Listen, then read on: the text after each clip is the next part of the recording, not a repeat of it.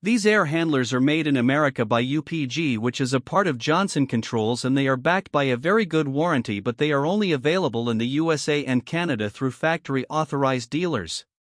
The brand features ECM blower motors, which are more durable and efficient than PSC blower motors, and all aluminum refrigerant coils which resist corrosion.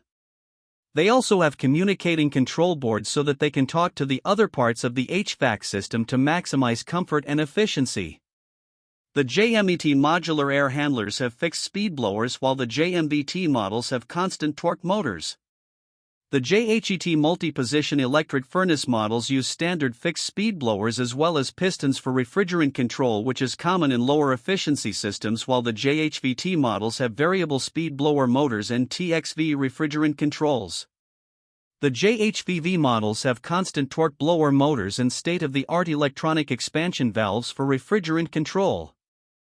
This brand receives an overall 3-star budget pick rating from HvacRepairGuy.